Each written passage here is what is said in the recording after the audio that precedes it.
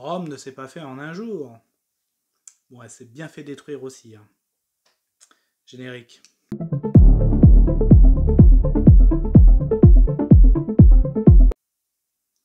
Salut à tous, c'est Fab et aujourd'hui on va parler série télé, série disponible sur la plateforme Netflix, Barbare saison 1.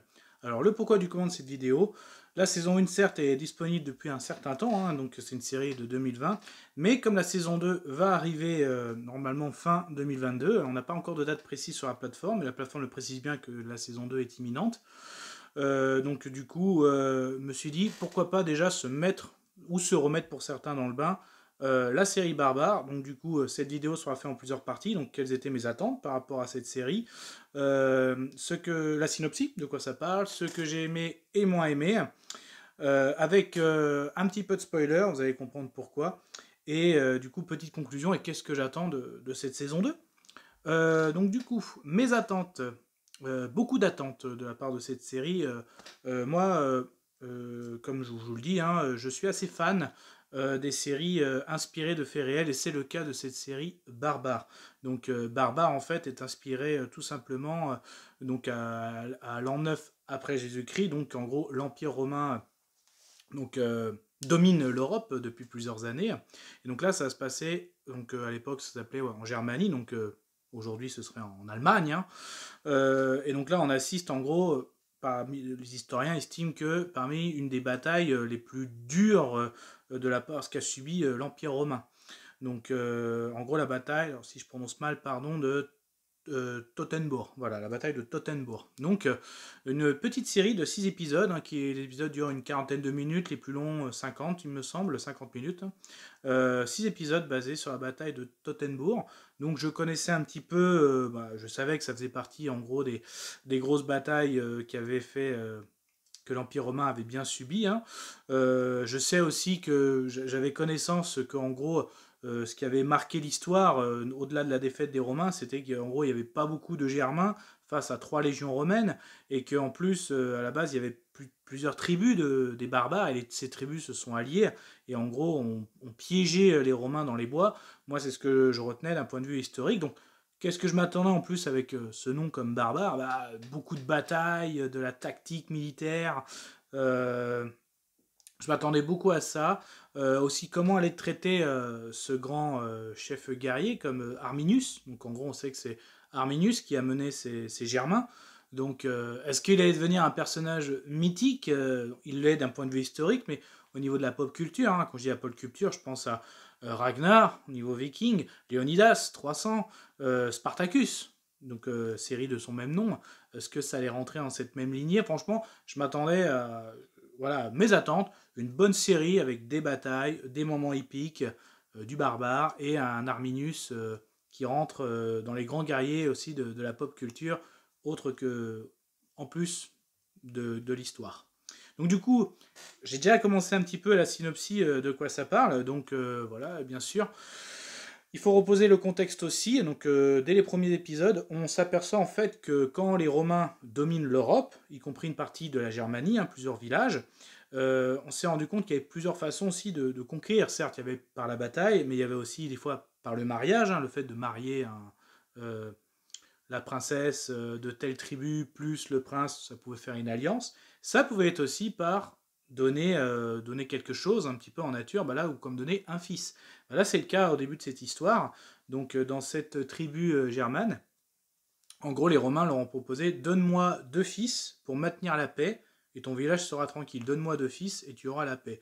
Donc, effectivement, 2 fils ont été donnés par le chef de la tribu.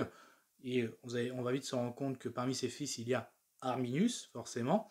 La tribu continue à grandir, sauf que plus les Romains dominent l'Europe, particulièrement la Germanie, le peuple en a marre, à la fois que ce soit les Romains qui décident, mais aussi qui mettent les impôts, donc leur façon de faire, commence à en voir marre, ça gronde au niveau des tribus, hein, notamment celle-ci, et forcément, il y en a un petit groupe de jeunes qui veulent se révolter, et eux, ils décident d'aller faire quoi un soir? D'aller capturer l'emblème des Romains dans un village romain, l'emblème, hein, le fameux aigle romain en or, et vraiment quand un village romain se faisait enlever son aigle, t'étais déshonoré, quoi. C'était la pire des choses. Et donc, du coup, ça a ses conséquences, hein, parce qu'ils ont réussi à voler un aigle. 2 personnes ont réussi à voler un aigle. Donc, c'est le drame. Ça peut déclencher une guerre.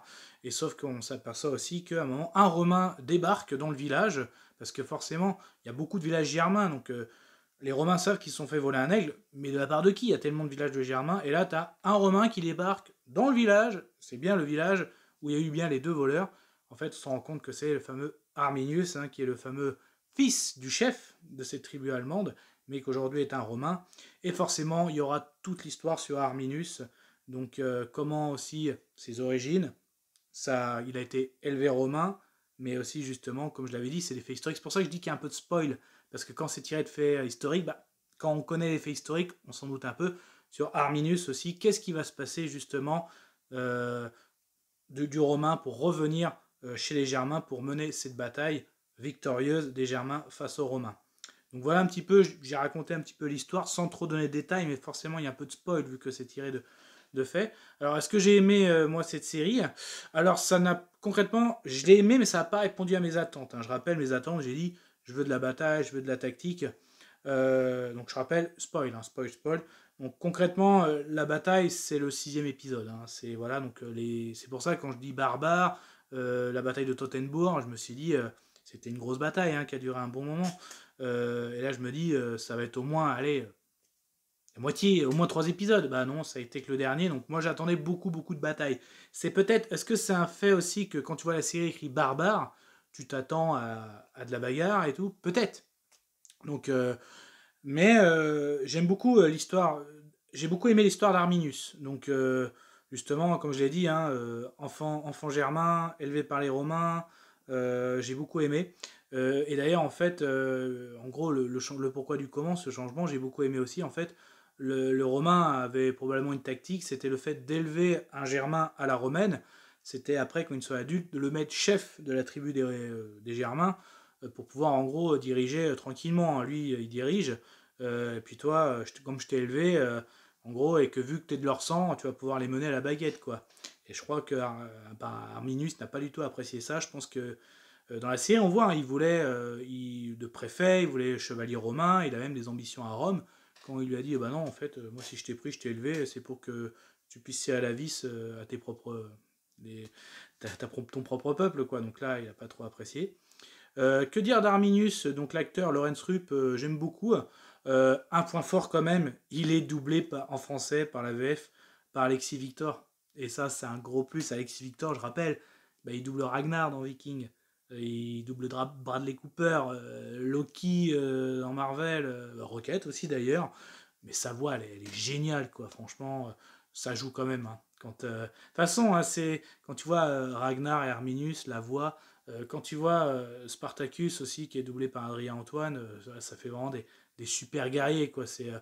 Adrien Antoine, il a une voix très forte, mais qui envoie. Et Alexis Victor, c'est pas la même chose, mais sa voix aussi, elle est très prenante, hein, au niveau des discours, tout ça. Donc c'est vraiment un gros plus. Donc un autre personnage aussi, hein, joué par Jeanne Gourceau, donc qui joue alors, euh, je l'ai noté, pardon, euh, Tusnelda, voilà, la femme d'Arminius, hein, qui joue très bien aussi, hein, donc c'est aussi, donc le casting est plutôt pas mal, voilà.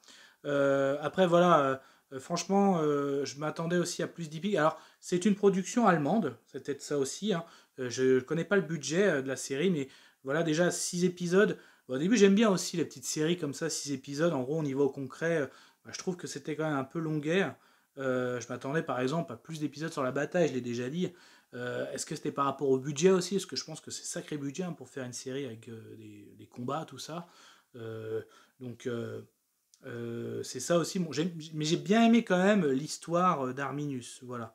Et ça annonce des choses pour la saison 2 parce que certes, ils ont gagné une bataille, mais après, il y a plein de choses qui se sont passées, hein, au niveau des Germains contre les Romains. Ça a duré un bon moment. Et il y a des choses qui se préparent. Il y a déjà dans la saison 1, hein, des histoires de traîtrise, tout ça. Donc c'est pour ça. Euh, évidemment, ça annonce des bonnes choses pour la saison 2. Comme par exemple la saison 1 de Spartacus, j'avais beaucoup aimé ces histoires de très tristes, tout ça. Là, j'espère que la saison 2, il y aura de ça.